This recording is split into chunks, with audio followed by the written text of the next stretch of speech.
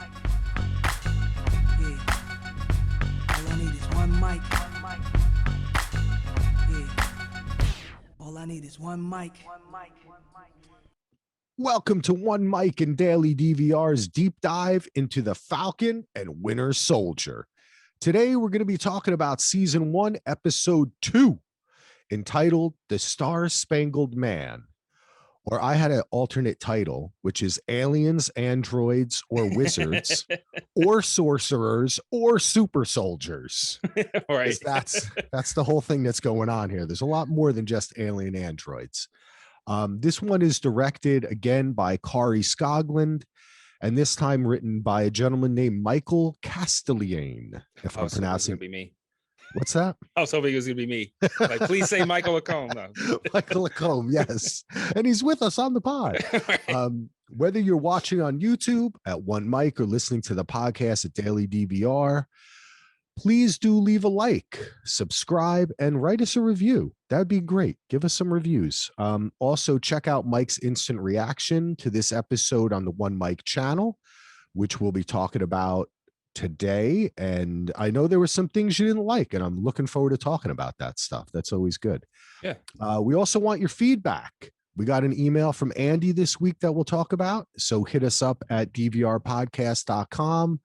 At dvrpodcast@gmail.com, or you can also go to dvrpodcast.com to find out more about us. Hit a comment on One Mic, which we also got a comment from your initial reaction video. You can also join the Daily DVR Facebook group. Now, I should introduce myself. My name is Axel, and with me, of course, is Mike. Yes. I'm going to let him speak. How are you doing, Mike? I'm doing good, man. How are you? I'm doing good, buddy. Ready to talk some Falcon and Winter Soldier. I'm looking forward to reading some of the feedback we got. So should be a good time. Yes, me too. Oh, I have a surprise. For me or for our listeners? For everyone. Okay. For everyone involved. Now, we had talked a little bit about that our sponsor here, cufflinks.com, has sent me out some free swag and awesome products that they have at cufflinks.com. Check them out, cufflinks.com/DVR. And I want to show it. Let me bring up my my video here so I can see myself. Hi, how you doing? So what we're going to do is we are just going to ask for feedback, right? That's what we were saying. Give us feedback. Send us an email. Hit us with a comment at One Mic on the Facebook post about the episode. And what we're going to do is, I think there's 6 episodes. So why don't we give something out next week after the 3rd episode, and we'll give out 2 things at the end of the season. Let's do it. We're just going to choose randomly from everyone who gives us feedback, just gets people involved. And this is what you can win. First thing is pretty cool, an Avengers Pin, which is pretty awesome. I like that. You can wear that on your lapel, put it on your book bag, whatever you want, wherever you put pins. We also have a Winter Soldier tie, which is here. Let me try to get it on the camera there. That's pretty cool. It's in the nice plastic wrapping now. It comes out of the plastic wrapping, so it's not a plastic tie, people. Use your imagination. Like, how am I supposed to put that on? Yeah, right? But it's got a cool pattern on it. It's awesome. Okay. Now this may not seem like the best one, but for me it is, because I have already some of these socks. And these are awesome Marvel socks. Look at this, man. These things are so comfortable. I should take them out just so you can see the beautiful fabric that they're made out of. Whoever wins this is actually going to win this same box that I'm touching right now. So you will get a little bit of my DNA. Please don't clone. I was just about to say that, like, bonus prize, Axel DNA. Look at that. These things are great. Like, these are nice socks, man. These are thick too, bro. These are so comfortable. I have a couple of Star Wars socks like this. So that is going to be the prizes we are going to be giving out. And all you have to do is give us some feedback. So already Andy is going to be entered. And we also have Gareth, and let's see who else. Aaron, everyone who gave us feedback last week. So The comment that I got on the initial reaction exactly. episode. Comment on the initial reaction, all that. Everybody's going to get entered. So next week we'll do a little drawing of those on live on the air here, and we'll give away that stuff. So thank you, cufflinks.com, and head over to cufflinks.com/DVR. Use code DVR20. Save on all their awesome items. And it's not just cufflinks like I'm showing you. It's good stuff like socks, and they also have a lot of cool pins too, like Game of Thrones, you know, the Avengers, all that kind of stuff. It's awesome stuff. Thank you, Cufflinks. So let's get into the episode. Let's start out with some of the issues that you had, Mike, because I know if I'm going to ask you what you thought of the episode, I can imagine that'll be close to what your initial reaction was. So what is one of those that you want to hit on, or what was kind of your overall impression of the episode? Well, overall, I found the episode to be pretty enjoyable. It didn't hit me as well as the first episode did, but I still found the episode to be pretty enjoyable. The introduction of Bucky and Sam together, that was fun. You know, I enjoyed that kind of stuff. Well, I'm not going to go into everything, but talking about one of the things that I didn't like, I think the thing that bothered me the most was after Sam and Bucky left Isaiah's house, the older black guy toward the end of the episode, Isaiah Bradley. After they left his house, they have an interaction with the police where essentially the police essentially go, yeah, we were going to fuck with Sam until we realized he was an Avenger, and now we're going to just arrest Bucky for violating the terms of his pardon. And I don't know, I felt like that scene was super heavy-handed and super predictable. Like, I really liked the bank scene from the first episode because I thought that what's the director's name? Kari? Yes. Yeah, I thought she used a gentle touch there with the whole it's always you never have time for us, or you can. It's some. She said something about us. I can't remember what she said exactly, the sister, but the whole thing, like, you've been banking with us for generations, but we can't help you out here. It was very it was kind of like, it was a little bit more subtle with the racism there. Yeah. And I as soon as they walked out and I saw the cop pulling around, I'm like, oh, we're gonna get a scene of Sam getting harassed until they find, like, it was super predictable. And I'm like, and it was the complete opposite of the soft touch that she gave it in the first episode. It was like, getting hit with Mjolnir in this episode. So it was like, I didn't like that aspect of it. Like, I certainly hope there's not going to be a, hey, racism exists reminder every episode. I really hope that doesn't become a thing. But yeah. Yeah, I got to agree with you on that one, man. I mean, overall, I really enjoyed this episode. And one of the things that got me going was all the spy stuff in it. And that's really what they should add. It should be like aliens, androids, super soldiers, and spies too, because I love all the different names and the LAF and Flag Smashers and GDC and like all these different groups that have like now become a part of this earthbound Marvel universe. I really enjoy that. That was the same stuff I enjoyed about Winter Soldier and the original Captain America. That's why I loved Captain America, even the comic, because I like that spy stuff. I think it's cool when they start throwing out all these weird acronyms. But this was also, and I just wanted to get it out of the way, was my big disappointment from the episode too, man.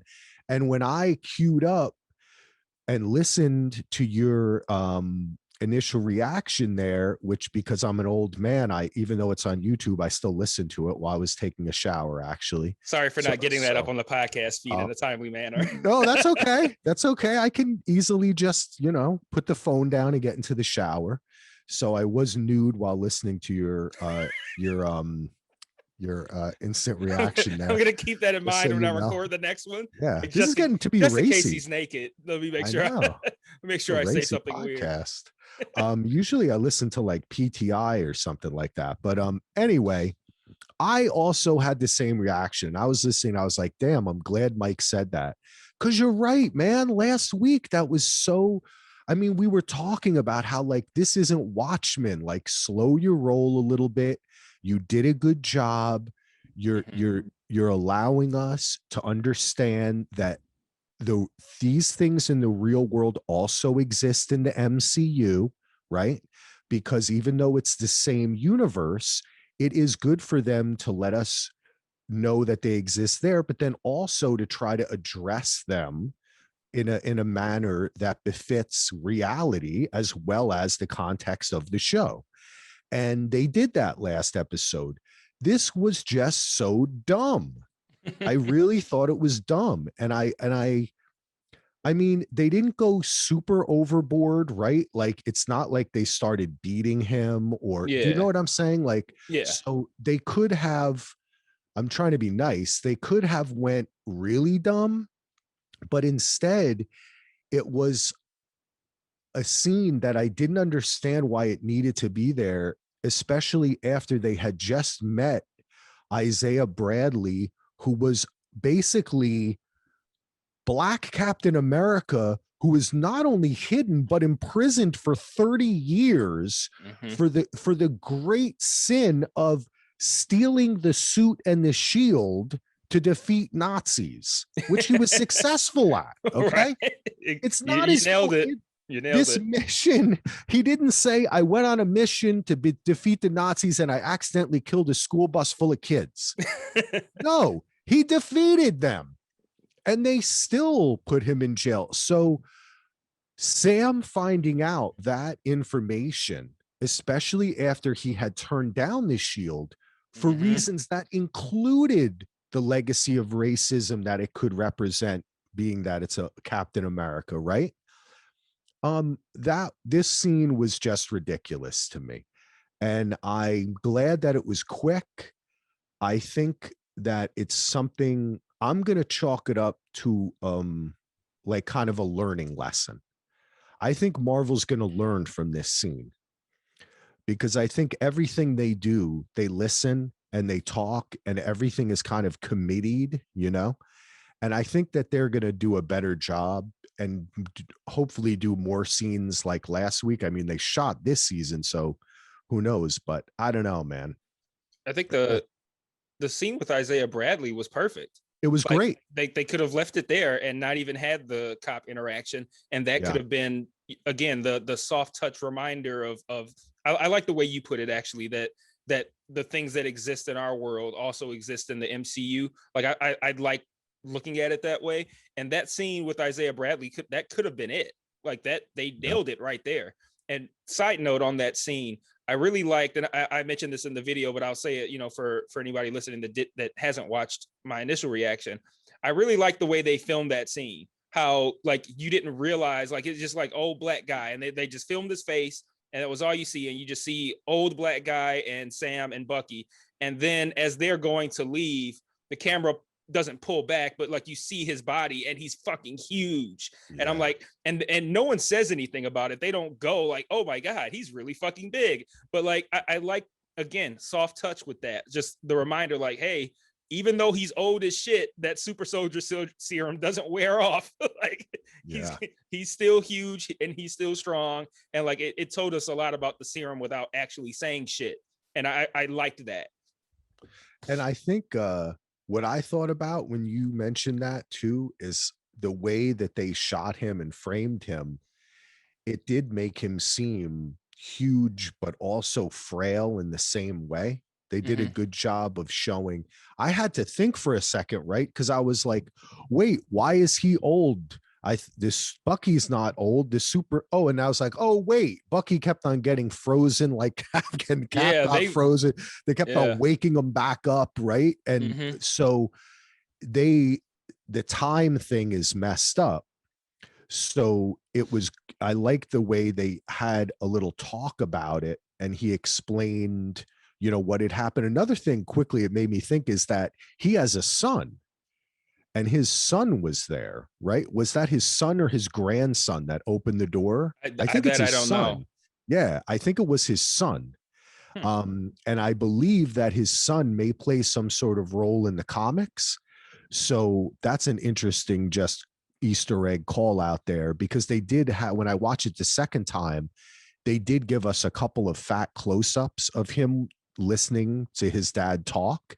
And also the age difference was there because his son looked to be about 19, 20 younger, but he obviously is of, he's really 100 something years old like Bucky is, but he's aged differently, right? Due to the serum. So I think that that whole part of it was really interesting. The whole scene had so much resonance to Sam. It had, you know, hey man, we talked about Watchmen, you know, spoilers for Watchmen here, but Watchmen has something very similar that happened in it. And the way that they handled it was, let's just say, maybe a little bit more, I don't know how to say, adult or serious. So I think that Marvel had handled it very good in that one scene to augment it with the cop scene. I don't know, you know, I've been trying to look around on the internet to find kind of a defense of this scene, in a sense, like, why would you include this in the show? I understand what is happening in our country, what has happened, the way the media reacts to certain movements and political movements, which for me, I have to say is positive, right, Mike? Like, this kind of, you described it as kind of pandering, right? It is. But then again, I'd rather see this than some Nazi shit. So I'm not going to get too upset with Fair this. enough. You know what I'm saying? Like, Yeah. I can never get, I'm not one who's going to get so, you know, so upset about the culture doing this or whatever. I just think that, to me, it's like an experiment. They're trying to find their way in how to tell more complex stories, and they're going to stumble. And I think that, like you've said before, and we talked about in the past, they've done so much good that I'm going to trust them. Yeah, that's Right. fair. It didn't ruin the episode for me, is basically what I'm saying. I don't think it really destroyed the characters. It was kind of a stupid scene. And it even seemed to me like the guys who were the cops in the scene, I was like, they could, I almost could see it on their faces. Like, we know what kind of scene we're in. Why are we doing this? Right? Like, it was almost like they were like, we don't want to be the bad white cop guys. You know what I'm saying? Like, Yeah. I don't didn't, think it's like didn't the come scene. over well. Yeah, it's just what it was, just one of those things where I felt like it was just a little bit too heavy handed. And my only, it didn't, like you said, it didn't ruin the episode. My only concern is that I don't want this to become a routine thing, because then it will feel like pandering. Right now, it just feels like, oh, that was kind of a clumsy scene to insert right there, and didn't really need it. But like, if this keeps happening every episode, where it's like, oh, now we have to have our racism moment of the week, like, then I'm gonna start feeling like I'm being pandered toward, and then that'll bother me. But I don't anticipate that happening, and it wasn't one of those things where I'm just like, oh, fuck this episode. Like, it was like, oh, I didn't really care for that, but that's it. And you know, I don't expect it to be perfect. I agree. And I think that there are better and more subtle and more meaningful ways of tackling these issues within the context of the plot, without obvious scenes that, you know, that show it. My only thing is this, though, because I always have the theories on my mind of what you could do if you're sitting in the writer's room. But there were a lot of people with cameras in that scene. Yeah. And I wonder if it's going to come later in the season that scene, you know, cell phone footage is going to show up and Sam's going to have to answer for it, or Bucky, or people are going to react to it a certain way. You know what I'm saying? Because that is something that this show is dealing with, right? And it's part of the show. So that is the one kind of escape hatch that scene has, is that it's going to serve as like a social media flashpoint, similar to the augmented reality of the Flag Smashers. And I thought it was interesting, in the part in the episode when we saw the Flag Smashers, we actually got to be with them for a scene, right? Yeah. Well, they were hanging out at at a gentleman's house in Eastern or Central Europe. I like the way they're like that, Eastern or Central Europe. It's like North or South Jersey. What does it really mean? They talked a lot about the online and social media. And I think that they're trying here to make an allegory towards our own world of like QAnon and right-wing conspiracies and Twitter and the internet. You know what I'm saying? Mhm. So I kind of like that kind of stuff. And I think it's cool when they go in that way. So they're gonna maybe do that with the racial stuff as well. Yeah, That's no, I think that's that. I hope you're right, Yeah. and I don't need the scene to be salvaged. Like it is what it is. It wasn't that big of a deal to me, but I would think that'd be pretty cool if they do find a way to bring that back around, maybe with that camera footage. That'd be pretty clever, and I'd be eating crow in that moment. Like this is what I get for shitting on that scene. Well, we'll see, right? Because they do have to kind of handle it in a certain way. But you never know what's going to happen, and they do deal with a lot. I mean, let's talk a little bit about who we were really introduced to this episode, which is John Walker. I mean, the episode is kind of named after him, the Star Spangled Man. And when we first meet him, he's in his old high school gym with a woman who I believe to be, and other people, I try to find it on the internet, she's credited as Olivia Walker, his wife. Did you pick that up, that was his wife in that scene? Yeah, I assume so. Yeah. Right. And she is black as well. Yeah. So I think that they are trying again. And in the comic book, I believe that she's white, if I did my research correct. I can't confirm or deny that. I don't know. I don't know. But I think that they are bringing something up there too, like his partner Battlestar, right? These issues are coming up within the context of the show. And I thought, I have to disagree with you. I kind of liked John Walker a little bit. Yeah, really? I didn't love him. I mean, I like Wyatt Russell from Lodge 49 and other stuff that he's done. I like that dude. I think he's actually a really multi-talented actor. He can come across as either like kind of like a hulking guy like he is in this, or as like kind of a, like, you know, pot smoking surfer guy like he is in Lodge 40. He just has a great way about him and a lot of heart. I thought you didn't think in the first scene that even when Battlestar said to him, like, you can't punch your way out of this, John. And when he's practicing the lines, like he even says later, I'm just trying to be the best Captain America I can be. Like, I don't dislike him. I have no good reason for why I hate him, other than I feel like he just looks like an adult Joffrey when he has the helmet on. Like when he takes it off, he looks just like Kurt Russell, actually. When he takes the helmet off, but when he has the helmet on, he looks like a grown Joffrey in a Captain America suit, and I just want to hit him in the face. I can't stand it. And then I also didn't like at the end how he said something like "stay out of my way" to Sam and Bucky. He said that, and I shouted at my screen, "Who the fuck are you? Like, who are you talking to? Like, stay out of my way. Like, you great value Captain America, and you're gonna talk like that to Bucky Barnes and Sam Wilson." Like, fuck out of here. Well, you saw the way Sam looked at him, right? Like they held on that too. He was like, "Excuse me?" Like, come on, man. And side note, real quick, one of my favorite scenes of the episode was when after they picked them up, when Sam and Bucky were walking and they got into the back of the truck. Yes. And then Battlestar introduces himself, and then Bucky looks like Battlestar, and then just gets the fuck off the truck. Like, dude, that was hilarious too, because there was the point where in that same scene, Sam goes, "Who are you again?" And he goes, "Lamar Hoskins."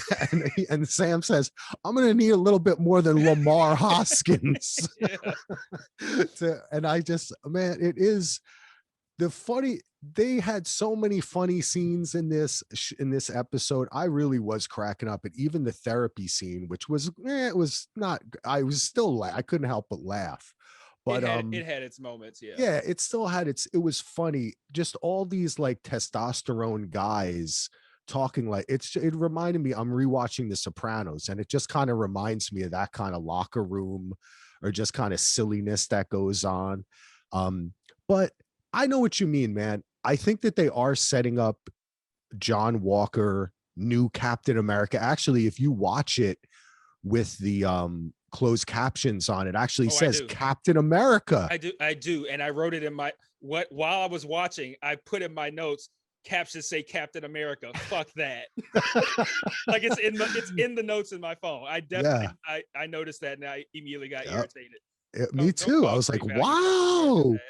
I thought it was going to say John Walker, and it's kind of, he goes over to his locker and he peels off. You don't see, I guess the sticker says Captain America, but it says JW. Oh no, because it's at his high school. That's right. So it's when he goes to his old locker. Now I get that. Yeah, it says something like JW11, Yeah. assuming that was his jersey number when he went to that school. Yeah. Exactly. But I just have to say, I like the scene with his wife. I think that when the little Good Morning America thing that they did, which I love when Marvel does this, and now they have the full weight of the Disney universe behind them, that they can easily be like, GMA, we're making it real now, right? I thought that was very cool. Me too. The band was awesome. Yeah. And I love the way that you hear the music before, when the titles came up. That was fucking great, man. I got pumped for that. I was like, this is cool. I love the way they're doing this. And the story they told of him. I mean, I know obviously, and it seems to me that there's more to this guy that we're going to find out. And I think you may agree that he's linked to the power bro. He has to have powers.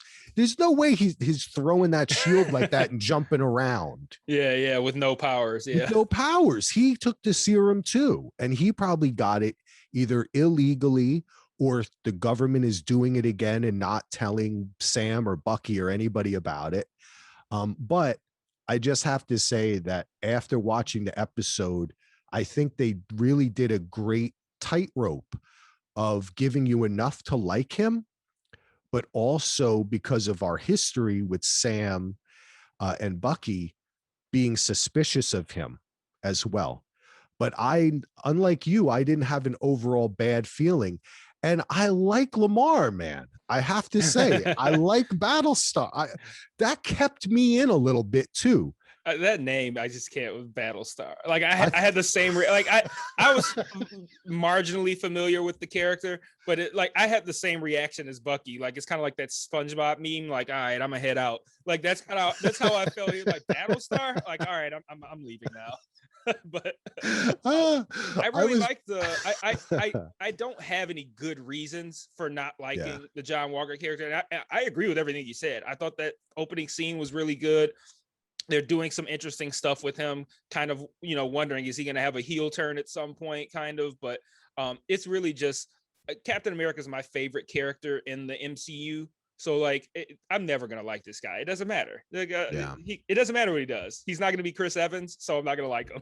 Well, like he said too, he's like, it's like when he was talking to them, he's like, I'm not trying to be Steve. Like, it's a funny thing, because I like the way that Marvel is approaching this idea, because one of the things that has always hotly been debated since comics and superheroes were around, and I mean, it goes back to mythologies, when one being takes another's power or title, how does that transference work? Do we accept them as something new? Do we accept them as the legacy of something old, right? Like, what is Captain America? Is Captain America Steve? Is it Captain, like military guy fighter, or is it America? You know what I mean? There's different parts of it. And I find it fascinating the way they are kind of examining that from all different ways. And when I rewatched it, I was really struck by the amount of time that they devoted to having John Walker, like, explain himself over and over again, right? Like and the conversation, I really think that conversation with the four of them in the Jeep was like the most important part of the show, because that's where they also established like what they're trying to do in finding the flag smashers. And we'll talk about that as well. But they also established that Captain America, I'm going to keep on calling John Walker and Battlestar, we work for not only the US government, but they have the power of something called, and I have it in my notes here, the blah blah blah blah blah, the GRC, the Global Repatriation Council, which was set up after the blip to assist people in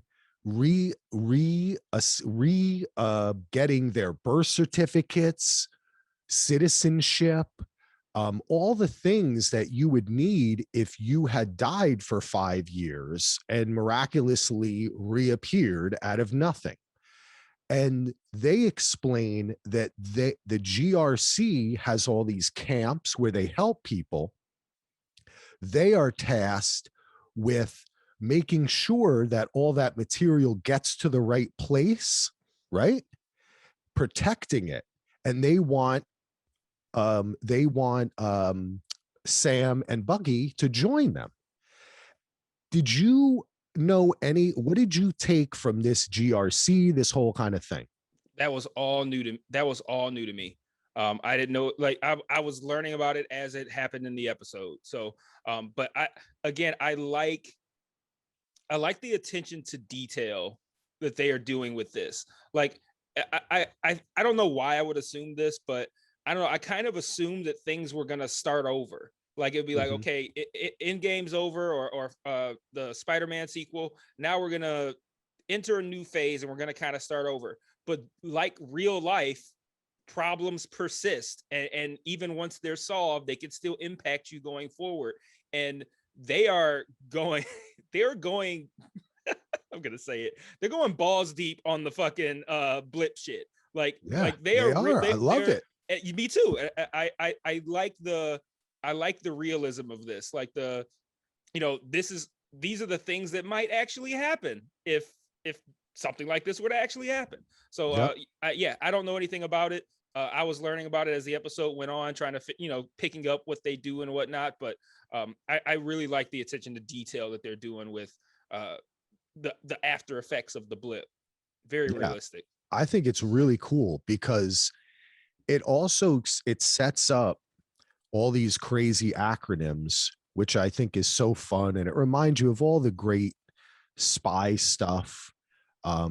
Like whether it's even, it makes me think of just watching Tenet and how that was like Nolan's kind of spy movie.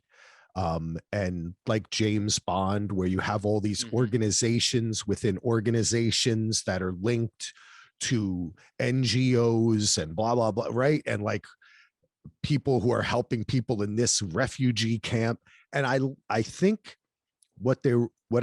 if I had to lay it out, I feel like this GRC, the LAF, the Flag Smashers are a really cool way of setting up this post-blip world, right? And it's also not only post-blip, but it's post the exposure of Hydra still being around, right? We have to go back to Winter Soldier and Civil War and all that stuff and remember how Hydra was exposed. And I think that's why they bring in the person that Bucky took out, the senator that he took out last episode. He reminds that Hydra got her there, and she still seems to be working for but does Hydra still exist right now? So I think it's very interesting that the way they're setting up all these organizations.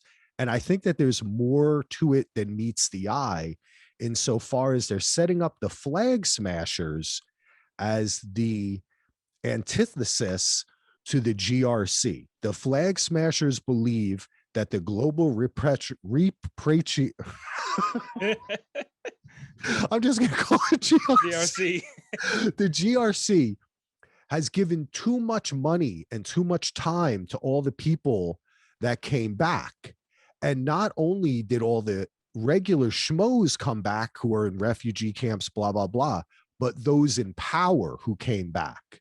Mhm. And they're leading us to an understanding that in the 5 years that we didn't see, there was a change in like global politics in some way. Yeah. That I mean, half perhaps, the people, like, yeah. shit's gonna way And- different than the leftovers. But you would also think that there would be probably a bit more socialist type organizations and governments would exist, because it would be all about everyone coming together and communally healing and getting together from this. It wouldn't be like, you know, like a capitalist dream, right? Like now I can sell to less people. Right? They cut my fucking product in half. What are you going to do? You need help from the government or whatever. So I think that this brings in a lot of interesting ideas, insofar as I think my impression is that the Flag Smashers are not an evil organization. I don't think they are. I'm glad you brought that up, and I'm going to let you continue, but I was going to ask your thoughts on that. Yeah. Because watching the episode, I'm thinking like, are these bad guys? Yeah, I think it's a fine line, right? Because one man's freedom fighter is another man's terrorist. So I don't know what they've done so far. They said that they have done some terrorist acts, but I'm finding this out from a military guy in a plane who's briefing Sam before he jumps off to fight him. I don't know if I can trust that guy. Hail Hydra, right?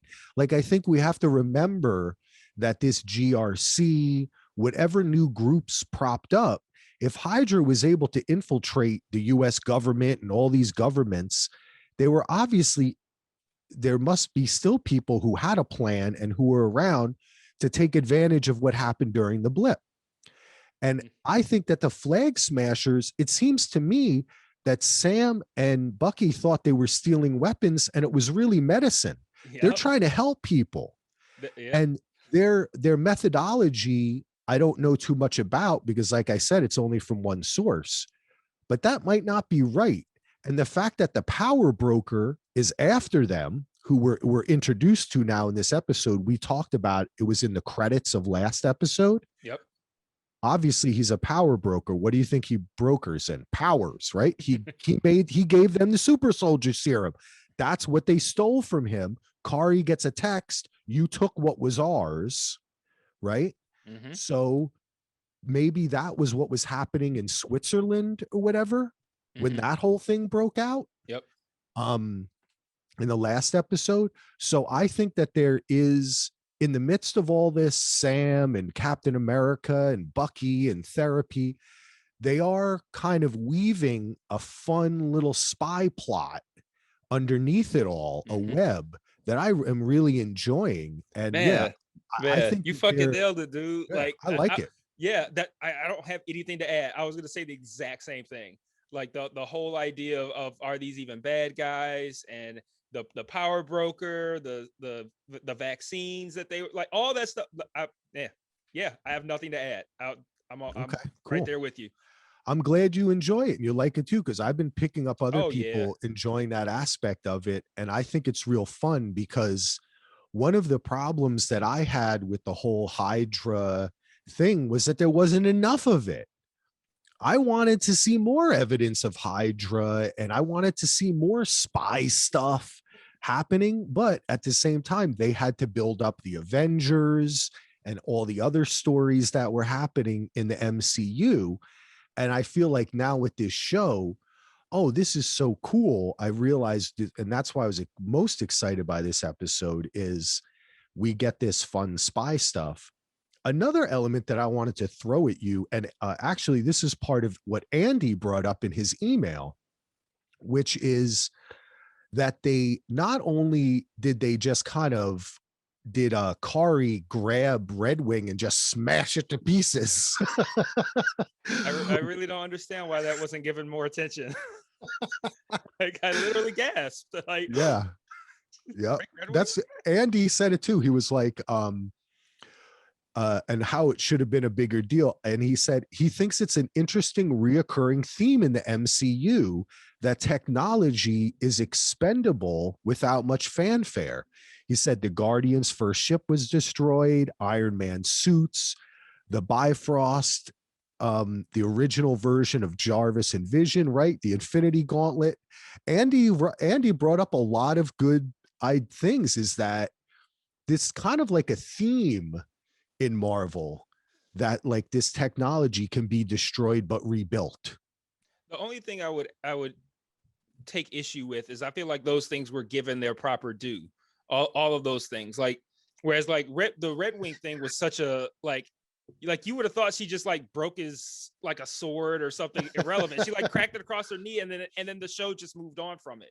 And Yeah. like that's the only thing I would challenge that is I feel like all those other things that you listed were like big moments in those respective films that those things happened in. Yeah. Well, but I do think this though, Mike, which was my point from it. I think it's like a three-pronged thing. First, you have this scene where Sam is fixing Red Wing with Torres, right? Yeah. Then you have the scene where Red Wing gets destroyed, but then Battlestar tells Sam that the way they got there was by tracking them through Red Wing. Yeah. Because Red Wing is government property and we work for the government and the GRC, and you don't work for anyone.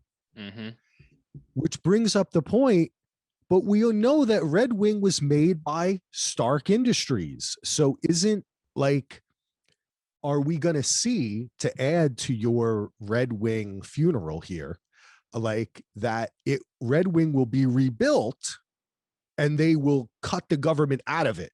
Because remember, Tony was all into, we're going to have a ring around the world. We're going to allow the government access to this. Will there be some kind of scene where Sam calls up Pepper Potts or maybe Don Cheadle or somebody and is like, yeah. yo, remember how we let them in? Well, guess what? Get them out. Like, we need to separate the Avengers from the governments now. No, that could happen. That's my thinking, is this bringing up really that same idea of, should the Avengers be a government organization or are they free agents? Like what Sam and Bucky said. What's your understanding of it? Because are Sam and Bucky working as Avengers now? Or are they just two superhero dudes flying through Germany? I look at them as two superhero dudes flying through Germany. Okay. Yeah, I look at the whole Avengers situation, and did I mention this last week? I can't recall wherever it was that I mentioned it, but the idea of they only come together for big projects. Yes. And I think that's why I consider them right now to kind of be free agents. You know, it's like, hey, you know, when something comes up where we're all needed, like, I don't know, they probably got a group chat or some shit, like, hey, let's get together. But like in their spare time, they're doing regular superhero shit, which means that they don't have to answer to the government. Okay. But it also means that their government equipment can be hacked. So yeah, it's interesting. I think Red Wing would be rebuilt. I would have just like maybe like a reaction shot from Sam, you know, like and it could have been they could have played it for laughs. Something. Yeah, you know, something like that. That's why I don't know. I just secretly think that there's something deeper to that. Why do they keep on talking about Red Wing? Like, I noticed when I watched, which Andy also mentioned in his email, that on Disney Plus, they have these legends things, and it kind of gives you a little background of each character. Yep. And it's good to watch it, because if you watch Sam's, there's a particular reliance on Red Wing in that segment where they talk a lot about, and the way he's talking. Now, I know in the comic books, Red Wing does have a separate storyline that I believe is not unlike the kind of vision type thing, that it's like AI in a sense. Mm-hmm. And I think that it will be interesting to see whether they're going to play into that in the show, whether the new Red Wing is going to be somehow different. And something that's kind of out of left field, but I wanted to ask you, do you think that with all this powers and everybody's a fucking super soldier except Sam, at some point, is Sam going to get powers, do you think, in this series? I hope not. There's something to be said about that hero that manages without without superpowers. Like I dig the hero, your Batmans, your Iron Mans, your like not necessarily because they're rich, but like the idea of like I care enough that even without powers, I'm gonna put myself out there and try to save the world and help people. And in the case of Tony Stark and Bruce Wayne, they like they got money so they can build things to protect themselves. And Right. in Sam's case, he can have the wings that he got from the government or whatever. But I like that. I like that idea of I don't need powers. I'll figure it out with what I got, and I'll fashion up a suit or something that can help me. Whatever. So like I'd prefer he doesn't get powers. I don't think that's where they're going. I think ultimately he'll probably end up taking the shield before the end of the series, but I feel like ultimately Bucky might end up with it, probably like later, farther down the road, not in this series. I feel like that's Sam's destiny at the moment, but Bucky's long term. Yeah. Bucky's destiny long term. Yeah. And who's gonna build this new Red Wing, by the way? That's the question, right? I'm trying to, I don't know. And maybe that's going to be fun, because just in the same way that they're just sitting on a plane and then all of a sudden Bucky's like, there's someone you've got to meet. And then they go and meet Isaiah. I think just at some point they'll be having a staring contest or playing footsies or getting, snuggling up on a plane, watching Friends. And they'll be like, hey, we got to go talk to Pepper. Or we got to, I need Red Wing. Or, it makes me think about Torres too. I could see Torres kind of like leaving the military to come be with them and be their kind of support. I'd like to see them build their own kind of team like that. I think that's interesting, because it was rather awkward too. And we didn't really talk about it, which was all last episode we're waiting, like, when is Bucky going to answer Sam's text and what's going to happen? And then in this episode, we get a little intro with John Walker, and then all of a sudden Bucky and Sam are just walking together there, hanging out. Yeah. There was that was a little sad for me too, because they had an opportunity there to get a great entrance, and they didn't. But it's like they must have known they didn't. I wonder why they chose such a subtle thing like that. Or was there a scene cut? Or I don't know. It felt weird to me. I had the same feeling. Like I found it to be a little jarring, just because I expected there to be some sort of progression from the situation with the old Japanese man and how are we going to transition from I'm crossing the names off my list story to how's he going to end up with Sam? And they just said, hey, fuck it, we don't know. We're just gonna put him here. And I went like my eyes literally got big. I'm like, so he's just here now? Like, what happened to the Japanese man? What happened to the girl he was dating? Like, what about the list? Like, I don't think they're gonna leave that as like a dangling thread. I feel like that's gonna come back around, but it was a little jarring in that moment to just see Bucky just there in the airplane hangar. And immediately my brain fired off like 17 questions. Like, what happened to this? What happened to that? Yep. It was weird, but it was also very MCU, because they've done this so many times where someone just walks in and they're like, how many times has Thor been like, you're here, right? Like, who are you? Like, people just appear, and I'm totally cool with it. And that's what I felt. It even happened while they were walking, like the camera, literally, the fashion in which it was shot did work for it, because you just jumped right into it. you know, they were walking through, and then you saw all the Captain America stuff, and he's like, how did this happen? So to me, it was like, okay, they saw it on the news. We saw them watching he's together, right, in different places.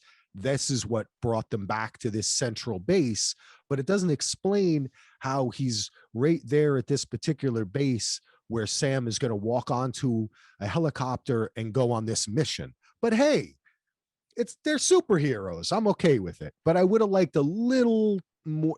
They had an opportunity to do something just a little more fun, like at least be something stupid, like Sam is getting a soda and then like Bucky shakes the machine or breaks it with his metal arm, or and he's like, what the fuck, I don't know, just something kind of fun. But that was a little weird to me.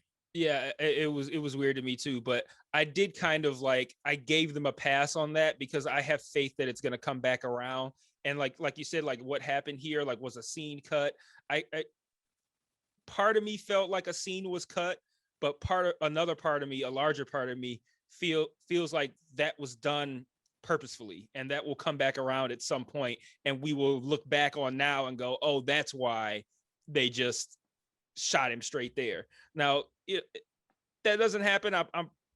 It's not going to be a huge indictment on the series or anything like that, but it was jarring enough that I would like to see some sort of either an explanation for why he just teleported there instantly, or just I want to see the old man plot resolved.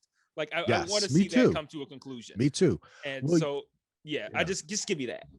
And I think too, I'm trying to think, could it be the old man is somehow connected to like the LAF or or Hydra in some, what I mean? Maybe the son was someone that we think it was he was in the wrong place at the wrong time, but maybe not.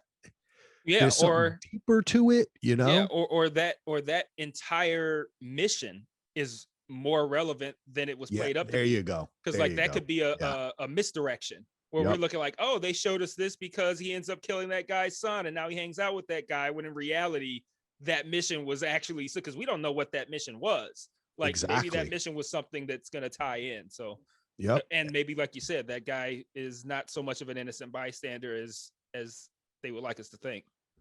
Who knows? Maybe the son or the old man is the power broker. Maybe he has something even, right, a larger thing. Or then again, in the other respect, I was kind of into it as Bucky finding himself. I like the little story with the girl on the date and everything. And so I'm interested in that respect too.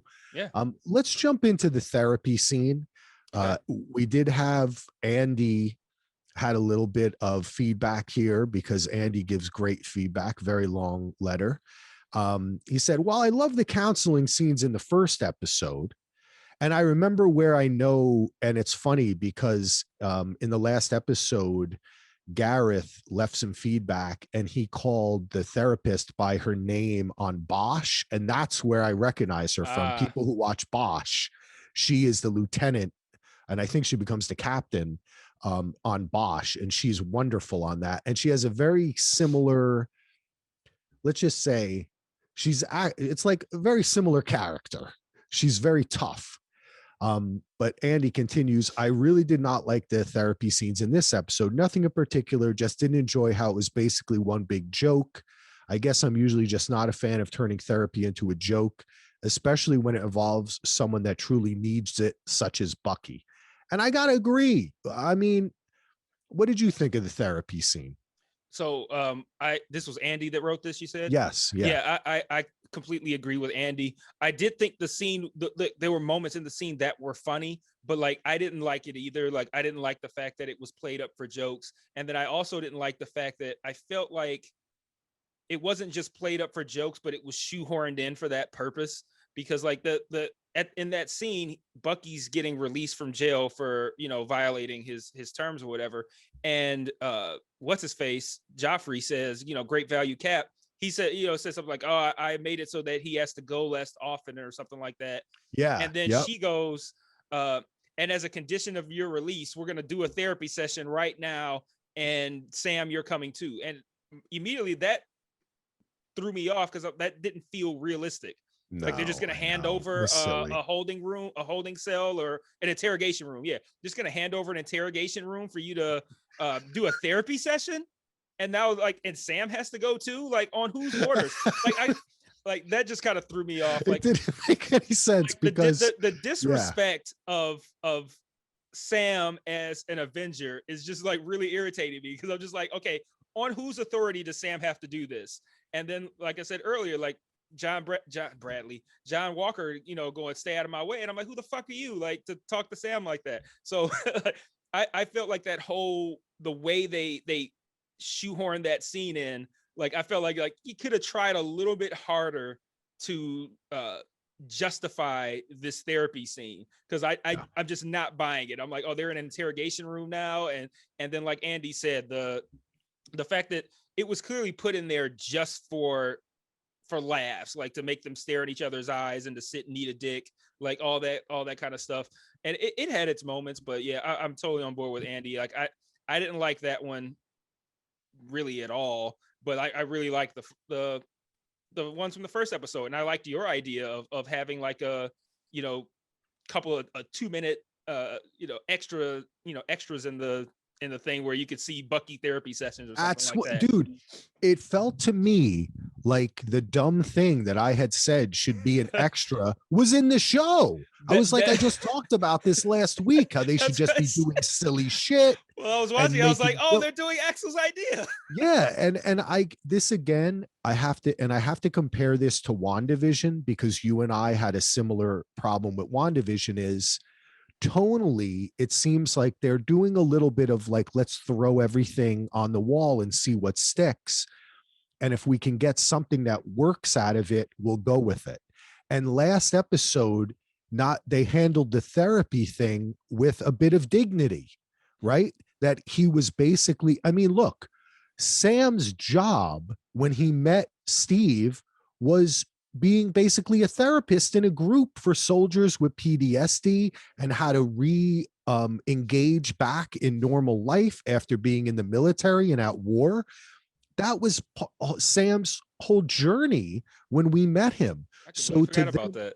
Yeah, right. But then to bring Bucky into a similar situation, that's what I thought. It's like I'm sitting there thinking like, okay, Sam should be very comfortable being in therapy, because he did it with all these people. He brought Steve into, like, I didn't get it that they had an opportunity here to augment and really follow on the great like groundwork they had laid, taking this semi-seriously, to then do this total joke. But also, like you said, it didn't make any sense that Sam was being forced into it in some way.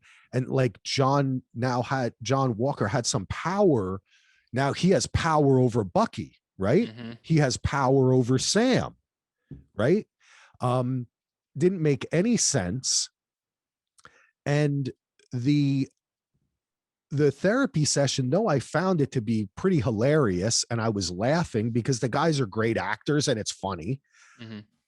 I thought it left something to be desired. But again, I'm going to chalk it up to like with WandaVision, where they were really secretive in one episode, and then they had to give us a whole episode where fucking step by step Agatha, I'm sorry, explains everything that happened mm-hmm. up to that point, because there is a wide age range, experience range. This is a McDonald's show, right? They're trying to serve 1 billion people here.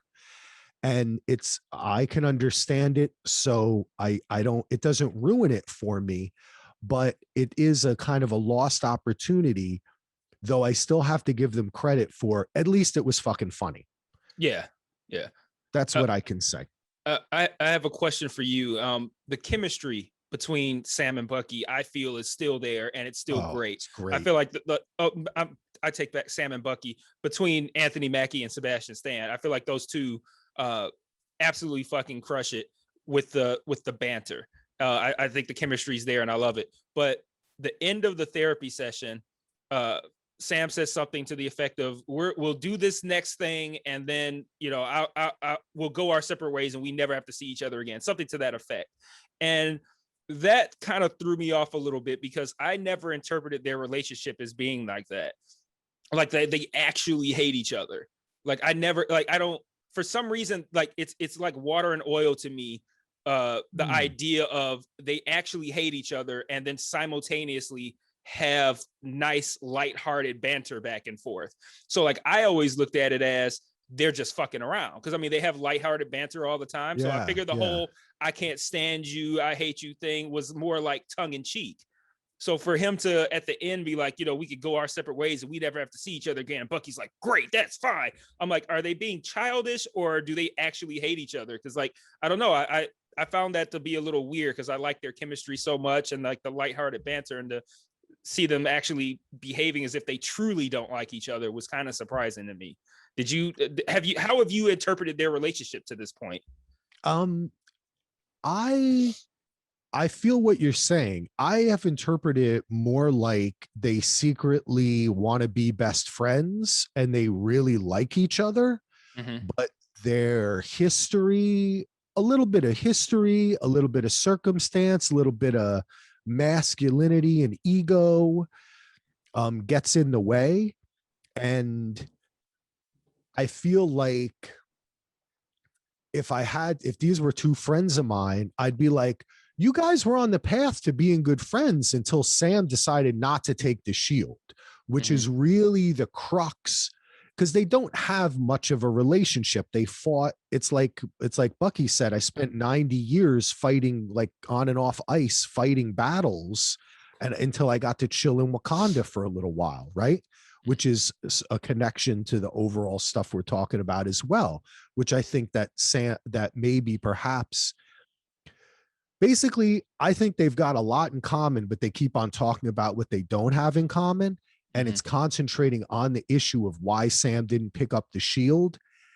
Bucky is I think this might be the classic kind of racial disparity where Sam is making a decision based on his experience and Bucky is not taking that into consideration.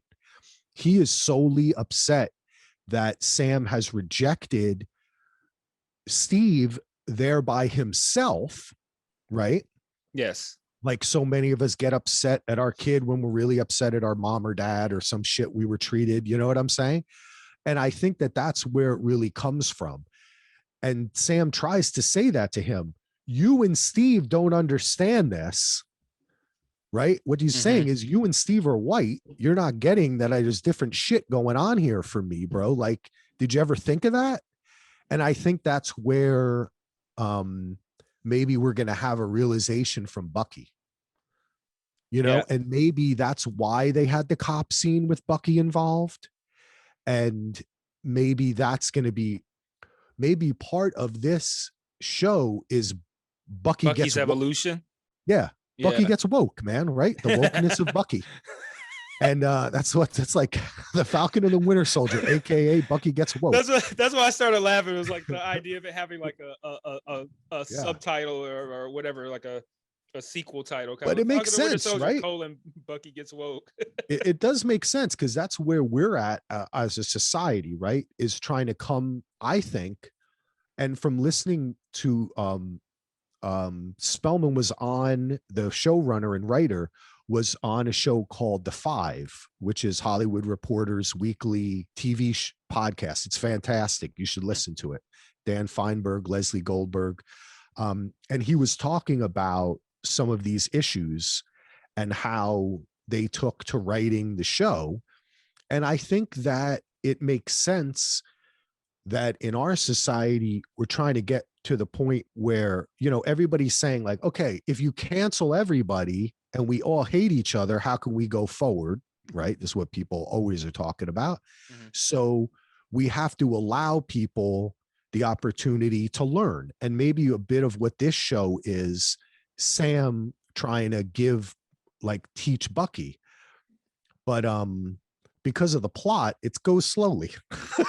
You know, they have a lot of fucking spy shit to work out as well. I really like that point. While you were talking, when you said something like they were fine up until Sam didn't take the shield, like that, once you said that, the conclusion that you ultimately arrived at started forming in my head as well. And I like that idea, the idea of like, these scenes aren't necessarily to show us how woke the director is. They're here to show us Bucky's evolution, because if you think about what the Bucky's time when he was, actually, pre-Winter Soldier time, shitting on black people was 2 thumbs up. So like, it was perfectly fine. Yeah. So like, there's probably a lot that Bucky does need to learn about. He didn't like, even tell race relations Sam about Isaiah. I'm sorry to interrupt. Yeah, but no, yeah, you're right. That's a good point. He didn't tell Sam about Isaiah. So like, I wonder if that is where they're going with that. And I would really like that, because I like when I'm watching something and I feel like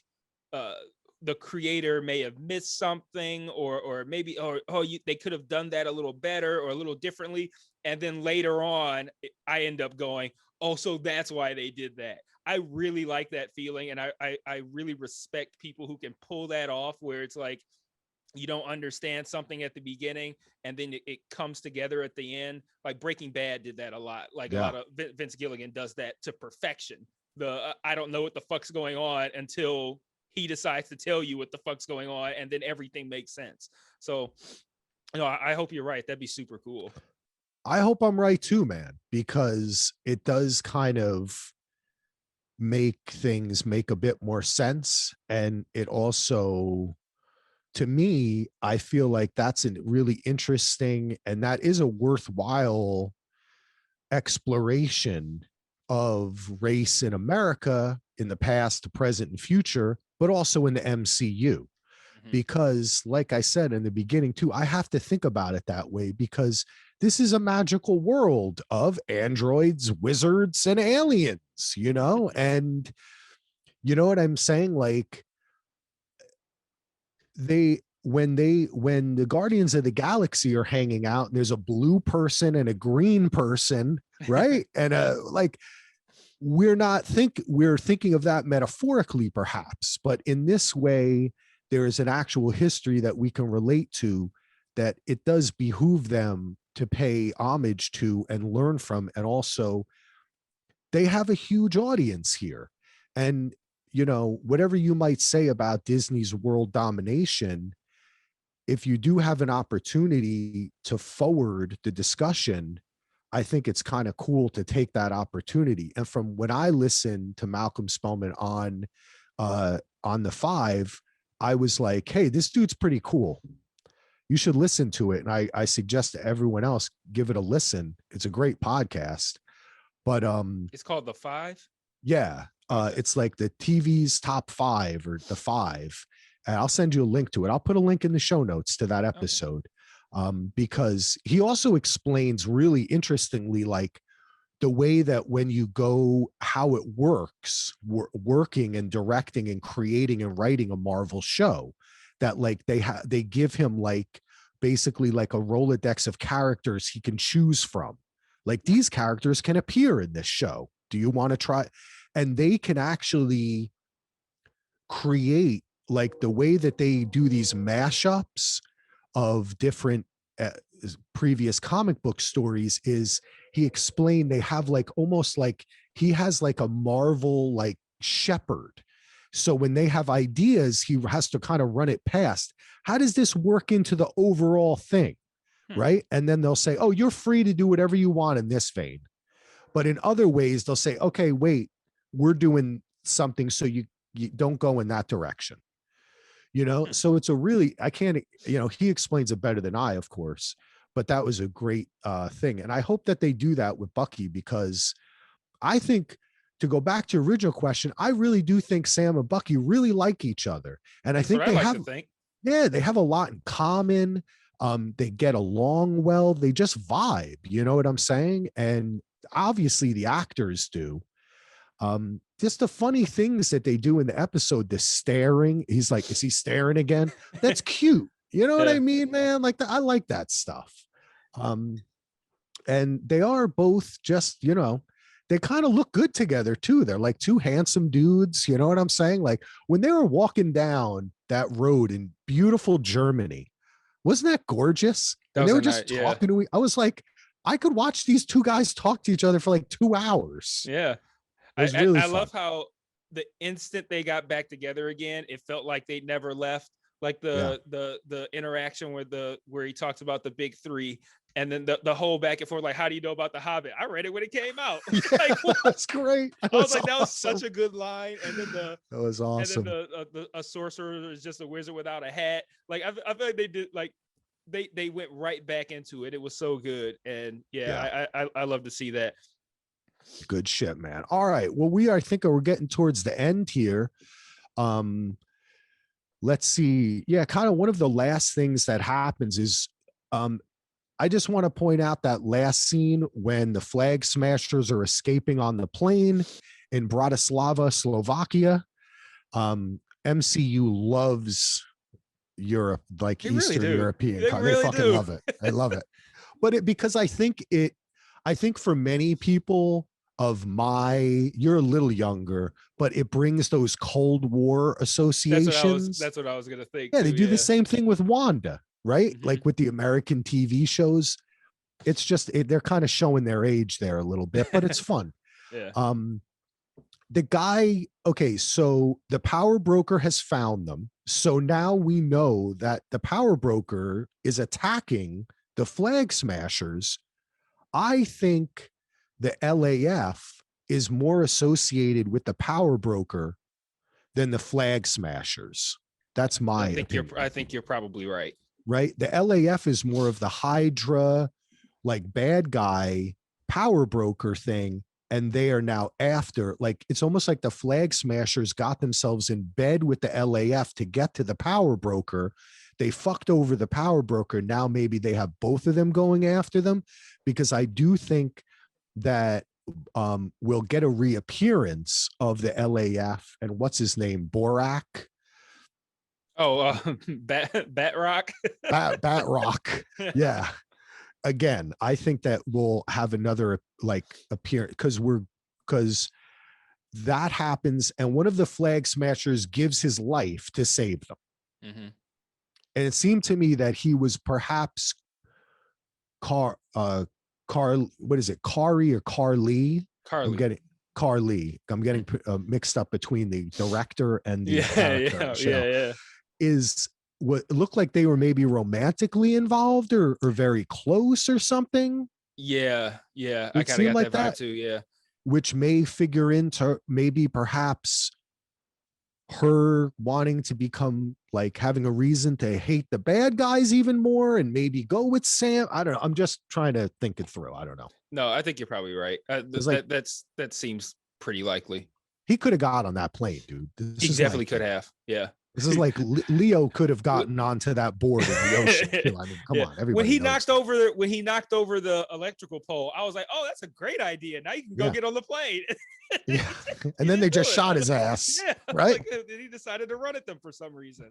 It didn't make much sense, and they were like clearly far enough away. They weren't even really getting good shots at the plane, so he didn't need to be doing that. So that was a plot device to forward her character's motivation in some way.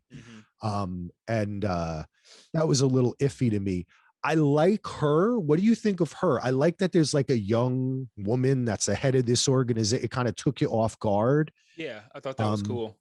Because they kind of made it out like the guy from the last episode in Switzerland was the head of it. Yeah, the big guy. Yeah. But no, I guess I thought that was really cool.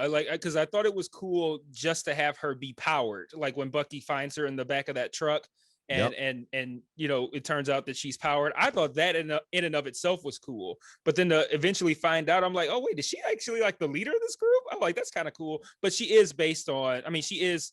So Flag Smasher in the comic is a person named Carl Morgenthau, and she's Carly Morgenthau. So all they did was just regender the Flag Smasher character from the comic. So I mean, it makes sense that she would be the leader. But Yeah. that's still a woke move to Yeah. not to regender the character and make her young. So I thought that was pretty cool. I didn't have any problems with it at all. And she seems to be non-white as well. Yeah. Which plays a part into the overall themes that we're dealing with in the show.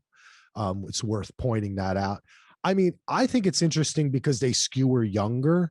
I think what it does for me is it aligns her character more with an online internet blip type world, like the new world order, right? Like she represents youth and something different and new and has a different point of view. And I think that it's interesting. I don't want to get too, deep into what it might represent, but I think, I mean, a lot of in our culture, we see younger people having ideas that often older people scoff at or don't quite understand. And I think it could be interesting to see Bucky and Sam come to a realization about this new world order from her, like learn something from her about what's really going on. That seems that could be interesting. Probable. Yeah. Okay, but as we end it, we do get a little kind of fun shot. Sam and Bucky are going to go see someone else, and it turns out it's going to be Zemo, our old friend that we have seen in previous films. I think, what was he in, 2 or 3 different movies? He was mainly in Civil War. That was it was his whole plan to break up the Avengers and pit them against each other. So that was his main appearance was in Civil War. But I think he was also, I don't know, was he in Winter Soldier? I'm not sure. But I know Civil War was his, because that was his whole plan to break them up was in Civil War. Yeah, he's great. First of all, I love the actor Daniel Bruhl. Mm-hmm. I think he's fantastic. If anyone has seen The Alienist, or he's in a host of other films, so when to have him on the show is great because I think he's just a presence on the screen. And once again, it's just the amazing fucking casting of the MCU. They just do great casting. I think it's going to be fun to see, but suffice to say, I believe that he's somehow orchestrating or involved in what's going on with the power broker and all that kind of stuff in the LAF and all that. I assumed that, but now that they're going to him for information and he's currently imprisoned, I wonder if, because I mean, of course, we're going to assume that he's involved because he's the bad guy, but I wonder if it's not going to play out that way. Like maybe he's like the Hannibal Lecter. Yes, something like that. I wonder if it'll be more like that. And that'd be interesting. So, yeah. I like that, Mike. I had not considered that. I just have to say right away, I figured, okay, he's running shit from jail or something, but that'd be kind of cool if they give him the opportunity to be like the Hannibal Lecter and maybe kind of fuck with them psychologically a little bit too. Mm-hmm. Along the way, like get in some jabs about Captain America or something, right? Or about John Walker. As soon as they walk in, he's like, "I saw you on TV. Oh wait, it wasn't you." That would be fun. I like that. All right, cool. All right, do you have anything else that you want to mention? No, we covered everything that I wanted to talk about. I'm good. Yeah, this was great, man. All right, cool. This was very awesome. Well, thank you everyone for watching on One Mic. Thank you everyone for listening over on Daily DVR and the Westworld / Falcon and Winter Soldier. I just renamed the feed for it. Fuck it. People are finding it. We're getting people downloading it. We really appreciate it. Hey, I just want to take the time to always say, if you are listening to us, thank you. This is why we do this. We appreciate the time you take to listen to us and validate our lives in some small way. Makes us feel good. Yeah, I definitely appreciate people putting up with me. I'm over here talking about need a dick and going balls deep on a theme. Like, if you're putting up with me, I really appreciate it because I don't know what the fuck I'm talking about. Nah, you're great, man. This has been very fun. I really enjoyed. Like I said, I've never dove deep into the Marvel stuff before, so this is really fun for me. And it is kind of cool because I do feel in many ways that it is it's something new. They're learning, they're experimenting how to do TV. And I think that it's really awesome. And I mean, we didn't even mention how fucking awesome that fight scene on top of the trucks was. Trucks. Yes. I wondered. It was awesome. I wondered openly if that's going to be another hallmark of the series as well, like a cinematic level action scene in every episode. And if they do, I'm totally in for it. I believe it is, my friend. I think it probably will be. I believe it is. Yeah. Yep. All right, cool. Well, once again, thanks everyone. Please like, review, subscribe, leave us feedback, and you could win something like this awesome Avengers pin, okay? Or a tie or some socks. Thank you to cufflinks.com. That's it. Peace out. Peace.